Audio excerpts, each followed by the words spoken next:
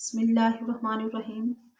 शुरू अल्लाह के पाक नाम से जो बड़ा मेहरबान निहायत रहम फरमाने वाला है। लाखों करोड़ों दुरूद सलाम नबी अकरम सल्लल्लाहु अलैहि वसल्लम पर और उनकी आल पर।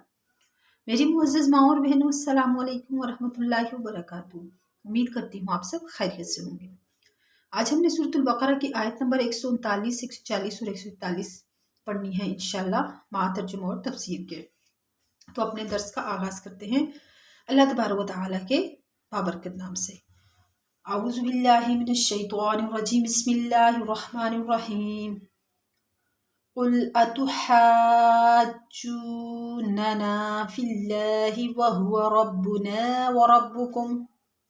कुल कह दीजिए, अतुहाज्जुनना क्या तुम झगड़ा करते हो हमसे, फिल्लाहि अल्लाह के बारे में, वह हुआ हालांकि वो रब्बुना हमारा रब भी है, वो रब्बुकुम और तुम्हारा रब भी है, वलना अमालुना और हमारे लिए हमारे अमाल हैं, वलकुम अमालुकुम और तुम्हारे लिए तुम्हारे अमाल हैं, वनहनु और हम सब लहू उसी के मुखलिसून खालिस इबादत करने वाले हैं, उसी की खास इबादत करने वाले हैं। अम तकूलूना क्या तुम कहते हो, इन्ना इब्राहीमा कि बेशक इब्राहीम अलैहिस्सलाम व इस्माईला और इस्माईल अलैहिस्सलाम व इसहाक अलैहिस्सलाम व याकूब और याकूब अलैहिस्सलाम वल अस्बाता और उनकी औलाद, कानून थे हुदन यहूदी थे, और नसौरा या नसौरा थे। कुल कह दीजिए, अंतुम आलमु क्या तुम ज्यादा बेहतर जानते हो, अमिल्लाह या अल्लाह, वमन अज़लमु और कौन बड़ा जालिम होगा, मिम्मन उस शख्स से बढ़कर, कतमा शहादतन जिसने छुपाया गवाही को, शहादत को, इंदहू जो उसके पास आई, मिनल्लाह अल्लाह की तरफ से। यानी उससे बढ़कर जालिम कौन हो सकते जो खुदा की शहादत को जो उसके पास किताब के अंदर मौजूद है उसको छुपाए। वमल्लाहु बिगाफिलिन और अल्लाह ताला गाफिल भी नहीं है, अम्मा उससे तामलून जो तुम अमल करते हो।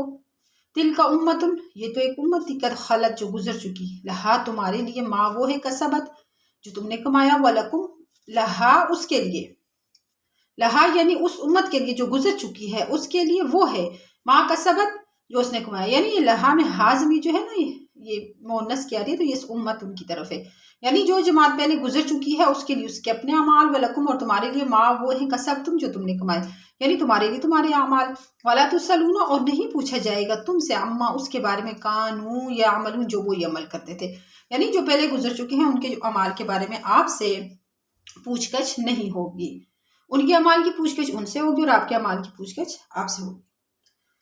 अल्लाह तबारक तआला फरमाते हैं, आप इन यहूद नसारा से फरमा दीजिए, क्या तुम लोग अब भी हमसे हुज्जत किए जाते हो हक ताला के मामले में कि वो हमको क़यामत में न बख्शेंगे, हालांकि वो हमारा और तुम्हारा सब का रब है और मालिक है। सो रबूबियत में तो तुम्हारे साथ कोई खसूसियत नहीं, जैसा तुम्हारे पास दावों से इख्तिसास मफहूम होता है। मसलन जैसे वो कहते थे ना, नहनु अबनाउल्लाह के हम अल्लाह ताला के पसंदीदा हैं, अल्लाह ताला के महबूब हैं, और इसी तरह हमको हमारा किया हुआ मिलेगा और तुमको तुम्हारा किया हुआ मिलेगा। यहाँ तक तो पैगंबर के नजदीक, यानी यहाँ तक तो तुम लोगों के नजदीक भी, यानी उनको ये फरमाया कि तुम्हारे नजदीक भी ये बात मुसल्लम है।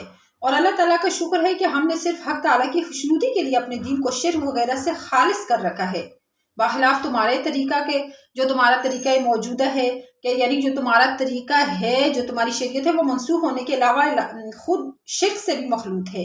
जैसा कि इनकी अक़वाल उज़ैर इब्नुल्लाह के, उज़ैर अलैहिस्सलाम अल्लाह के बेटे हैं, अल मसीह इब्नुल्लाह और ईसा अलैहिस्सलाम अल्लाह के बेटे हैं। इससे ज़ाहिर होता है कि इनका जो दीन है मंसूख होने के साथ साथ शिर्क भी उसके अंदर पाया जाता है, और इसमें हमको अल्लाह ताला ने तरजीह दी है।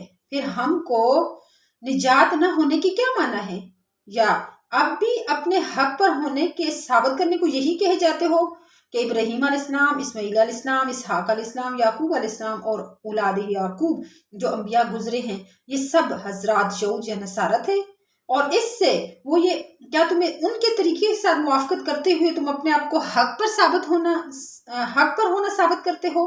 सो इसके जवाब में ए मोहम्मद सल्लल्लाहु अलैहि वसल्लम एक इतनी मुख्तसर सी बात इनसे कह दीजिए कि अच्छा ये बतलाओ कि तुम ज्यादा वाकिफ हो या अल्लाह ताला, और ज़ाहिर है खुदा ही ज्यादा वाकिफ है, और वो इन अंबिया का मिलत इस्लाम पर होना साबित कर चुके हैं, जैसा कि हम पहले पढ़ चुके हैं, और जानते हैं ये काफिर भी मगर ये छुपाते हैं। सो ऐसे शख्स से ज्यादा जालिम कौन होगा जो ऐसी शहादत को छुपाए جو اس کے پاس اللہ کی جانب سے پہنچی ہو، یعنی اللہ کی طرف سے پہنچنے والی شہادت کو چھپائے تو اس سے بڑا ظالم کوئی نہیں۔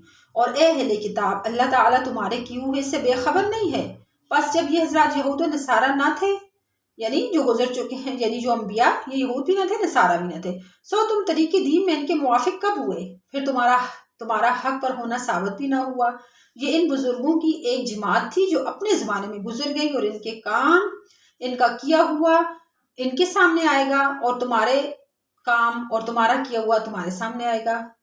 تم سے ان کے کیے ہوئے کی پوچھ گچھ نہیں ہوگی، یعنی تم سے ان کے کیے کی، یعنی تمہیں ان کے اعمال کی جواب دہی نہیں کرنی۔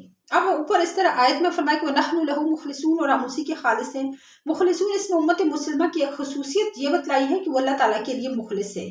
اخلاص کے معنی حضرت سعید بن جبیر رحمہ اللہ یہ فرماتے ہیں کہ انسان اپنے دین میں مخلص ہو کر اللہ کے سوا کسی کو شریک نہ ٹھہرائے، اور اپنے عمل کو خالص اللہ کے لیے کرے، لوگوں کے دکھلانے یا ان سے تعریف وغیرہ حاصل کرنے کے لیے نہ کرے۔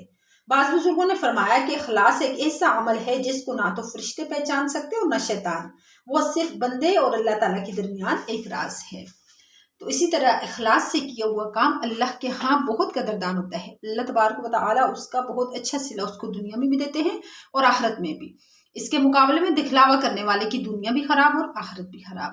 وما علینا الا البلاغ۔